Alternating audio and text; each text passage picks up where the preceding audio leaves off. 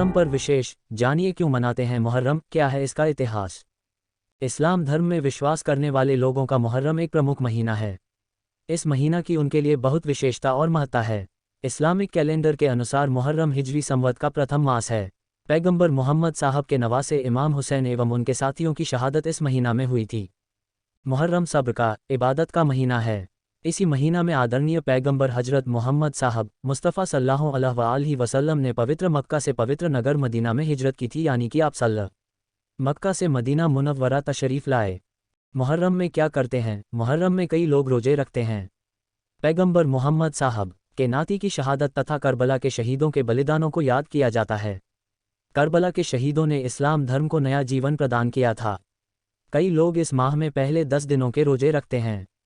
जो लोग 10 दिनों के रोजे नहीं रख पाते वे 9 और 10 तारीख के रोजे रखते हैं। इस दिन जगह जगह पानी के प्याऊ और शरबत की छबील लगाई जाती है। इस दिन पूरे देश में लोगों की अटूट आस्था का भरपूर समागम देखने को मिलता है। मुहर्रम का इतिहास। करबला यानी आज का इराक, जहां सन 60 हिजरी को यजीद इस्लाम धर्म का खलीफा बन बैठा।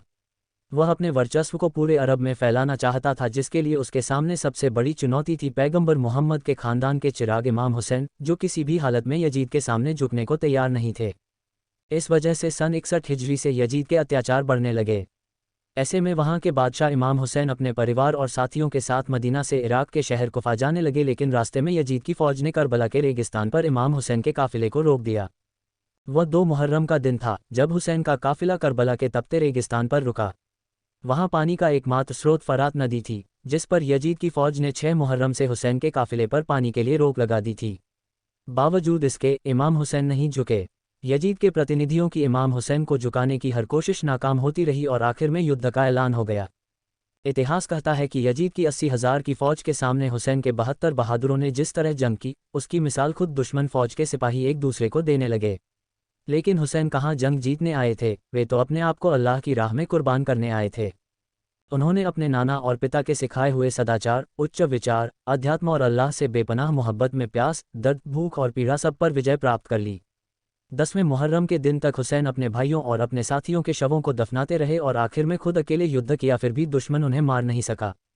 आखिर में असर की नमाज के वक्त जब इमाम हुसैन खुदा का सजदा कर रहे थे, तब एक यजीदी को लगा कि शायद यही सही मौका है हुसैन को मारने का। फिर उसने धोखे से हुसैन को शहीद कर दिया। लेकिन इमाम हुसैन तो मरकर भी जिंदा रहे और हमेशा के लिए अमर हो गए, पर यजीद तो जीतकर भी हार गया। उसके बाद अरब में क्रांति आई, हर रूह कांप उठी और हर आंखों से आंसू निकल आए और इस्लाम गालिब हुआ। गौरतलब है कि जिस जगह हुसैन को शहीद किया गया था, वह इराक की राजधानी बगदाद से 100 किलोमीटर दूर उत्तर पूर्व में एक छोटा सा कस्बा है। इसके साथ ही हमें ये सीख भी मिलती है कि मजहब की राह पर चलकर अगर आपको शहादत भी मिले तो धर्म की राह पर कुर्बान होने से घबराना नहीं चाहिए। Thanks for watching and like, share and subscribe.